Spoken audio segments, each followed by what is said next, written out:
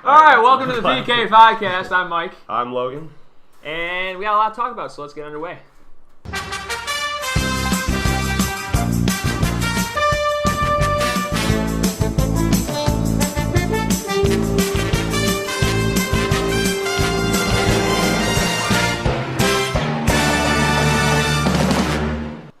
I'm excited. I can tell. You want to know why I'm excited? Why are you excited?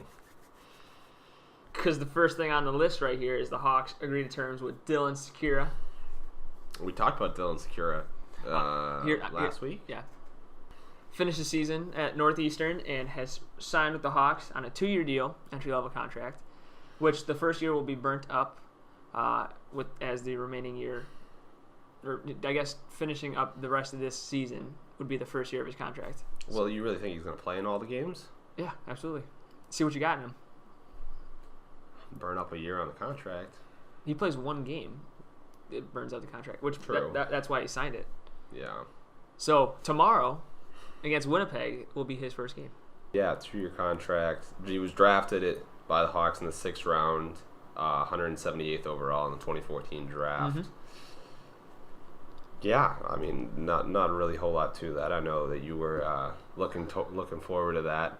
Well, where he was drafted, like 6th round, you're like, all right, NHL 18 logic. Oh, you got yourself a low top 9 forward right there. But the way he's progressed and developed, he is definitely not a 6th round pick. He's a highly touted, was a college free agent, but signed with the Hawks. So good on them for joining up and getting a deal together. He wear number 95. Yes, because number 9 is taken on the Hawks. Yes. 95 is the year he was born. Hobie Baker finalist after absolutely. Posting 54 points, including career-high 22 goals and 32 assists in 35 games. And in the NCAA, that is a great season. Yeah. I mean, 54 points in 35 games is a great season. I don't care where you're at. Mm-hmm. And his teammate, he's drafted by Vancouver. I think his last name is Gaudette. He's also a Hobie Baker finalist. I think he put more points than Sikura, but part of the dynamic duo, those two put it together, had a pretty fantastic year. Yeah. All right. Another call-up. Victor Edschel. Yeah. Edschel, yeah. Ed. Or you say it like it's spelled Ijdsel. For number 14, we were able to watch a couple games. How many games did he play? Two or three? He played against San Jose. That was his first game. I don't know if he's played again since then, but he didn't really look too hot on the stat sheet. He was a -3 in that game, but yeah. But Q said he looked a lot better than the stat sheet said. I remember in his post-game press conference, he was really pleased with what you got, what they had in him. Did you watch any of it or no? I did not. I was any of that game. No, I watched the post-game press conference with Quinville. Okay, yeah. But I had stuff to do, so I wasn't able to watch it. But from what I have been told, he looks like a better version of Anisimov. I guess you could say he's a big body that doesn't hit. Not the fastest skater. Everybody on the Hawks. Yes. Doesn't hit. Yes, except for John Hayden. Yeah, and Jonathan Taves now because he's a grinder. He's a grinder, yeah. Mm-hmm. But yeah, I mean, if you can I think the logic here is with Edschel coming in, you can then move Anisimov out, then bring in some sort of defensive player, probably a defenseman. Just bring in a defenseman, and you have $4.5 million to spend or use in that trade. So hopefully they get something done there. Yeah. I mean, they already have a whole lot of money spent up in defensemen as it is. Mm-hmm. All of them are coming back next year. Of right now, which isn't too great. Mm-hmm. But they're not really looking too hot in that department anyway. So before going into the defensive guys that they have signed, they reassigned Matthew Highmore to go back to the minors. 2 goals, 13 games. Not a bad player. Doesn't really stand out. I thought he did pretty good. He looked good. He just didn't. Well, I mean, granted, the Hawks as a whole aren't producing too well.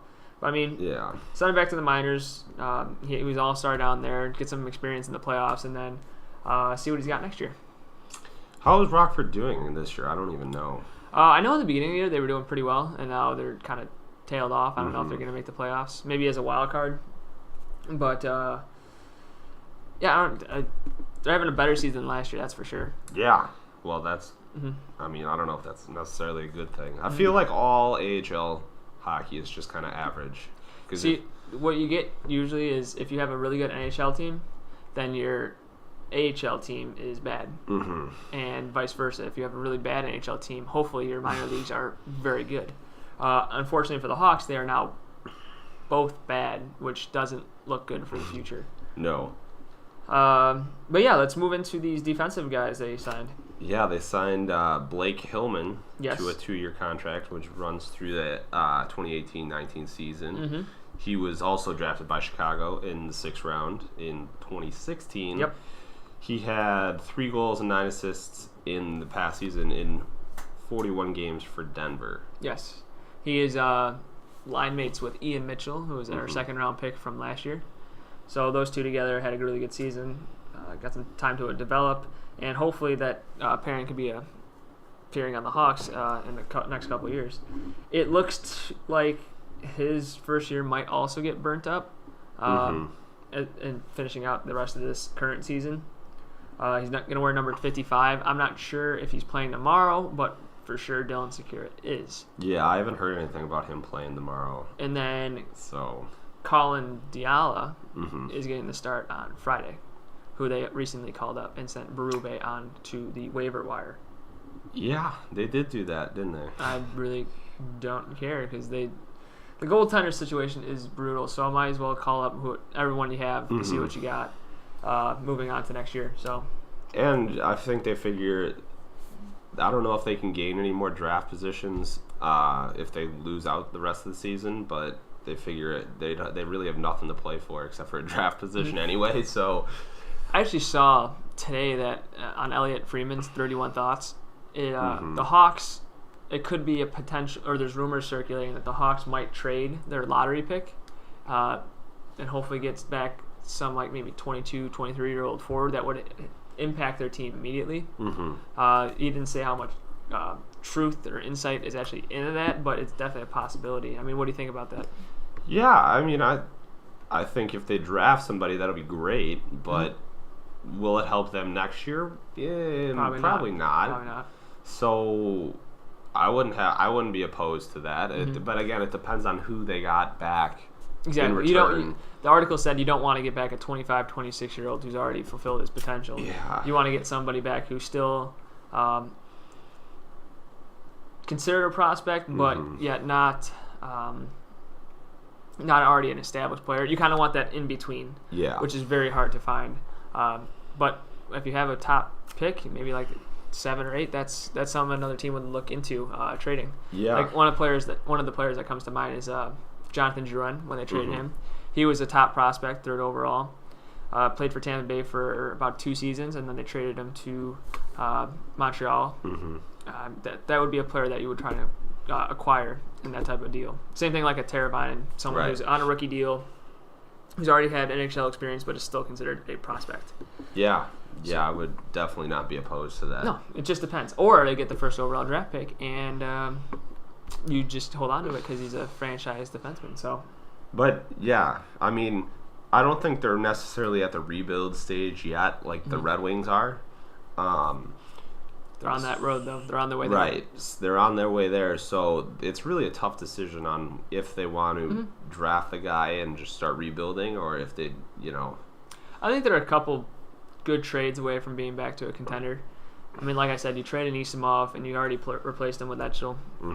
You get some sort of defenseman back for that. That's another guy that on that D-core that needs help. And maybe it's just that one guy. But it looks like their prospects or their forwards are looking really well. You have Schmaltz, who developed awesome throughout the year. The Brincat looks like a bona fide top 6 player. Along with Kane Taves, Saad's probably going to have a better year than this year.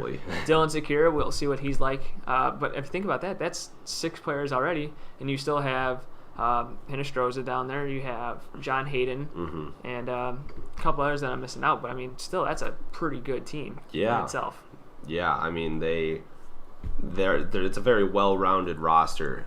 Everyone you just said there, but and the cap goes up too. So I mean, right, you could go out and sign somebody. Hopefully, I mean, yeah. All right, you have one more defensive guy that they signed. Tell us about him. Joni Tulola. I'm gonna say it's Yoni Tuyolo. Yoni Tulola. Yeah, Tulola. I think that's Tulola. I think it's Tulola. Or whatever. 2-year contract. It's going to begin next season, so he's not going to play for the Hawks at all. He might play in Rockford in a couple of games and see what he has there, and then his contract will then start up at the beginning of next season. Yes, he was also originally drafted by the Blackhawks in the 6th round. We have a lot of 6th-round guys, yeah. 181st overall. In 2015, he posted up 7 goals, 23 assists, 30 points with the Finnish Elite League in this past season. Yeah. I'm not too sure about this guy. I haven't looked at any of the prospects. I don't even know. I've never even heard of the Finnish Elite League. It's just one of those Stan Bowman signings that you don't really know until they're actually on the team, and you're like, how did he get there? You know. So. Hopefully, it's another Panarin. Yes. I love when I bring up Panarin. All right. I miss him. Yeah. But as far as the rest of the season goes for the Hawks, they have 4 or 5 games left. They have 2 home games and 3 away games. So 5 games left. The last time they didn't qualify for the playoffs was the 07-08 season. Almost 10 years ago. 10 years ago, exactly. And I guess it's just time to look forward to next year. Yeah. And that's really all we can do at this point. And you have a couple other notes here. Yeah. Taylor Hall is the first New Jersey Devil to reach the 80-point mark in a season since Ilya Kovalchuk did it in 2011-12. Yeah. I read this. Artemi Panarin is the 7th player in Blue Jackets history to ever record a 70-plus point season. That's crazy. But yeah, I mean, how good would they be with him, Logan? Pretty good. But how much debt would they be in with him? I don't know. I miss him a lot, though. Yeah. My hope is they sign him after next year. All we can do is hope. We have really no idea what Bowman's going to do. So. I miss him a lot. I know. I would buy a jersey. It'd be the only former Hawk I would buy a jersey of. Put some more highlights up there of Panarin. No, I can't watch him.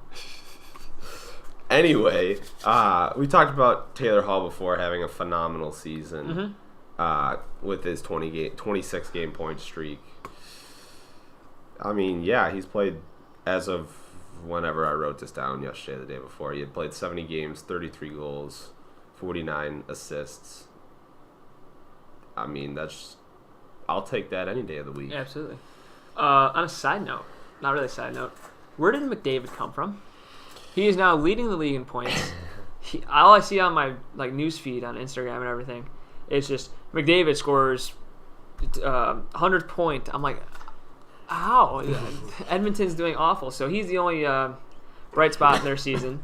I mean, it seemed like Kucherov had it locked up, and then McDavid's like, all right, I'm going to start playing hockey again, which is like, all right, I'm going to score 4 points a game.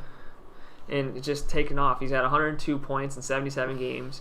Kucherov has 74 games played, 96. So he has a pretty decent gap in between first and second.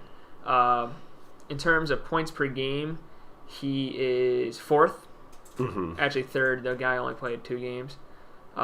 His points per game is 1.32, and Nathan McKinnon, who we talked about before, has a 1.35. He has 92 points in 68 games. McKinnon does. And then Brad Marchand sits in the middle somehow. He had a 10-game suspension. Did you know that? He did? Yeah. I didn't even my know dad that. texted me that today. I also was not aware of it, but apparently it was a pretty... I guess somebody got hit, and then he decided to retaliate later in the game and threw another cheap shot, jumped into the player and then made contact with his head. Yeah. What else? What else you got here, Logan? Actually, Before go back to McDavid real quick. He just scored his 250th point yesterday, and he is the 7th player since 1987 to reach 250 points by the 204th game of his career. He's nuts. Yeah, he's ridiculous. Okay. Real fast. Are you ready for the camera's going to run out of battery? Are you ready for the draft simulation? Yeah. Well, one last thing. Vegas Golden Knights have clinched their very first season, inaugural season, their playoffs. Nobody expected that. That's... With everyone else's leftover junk, they made the playoffs. William Karlsson scored 40 goals.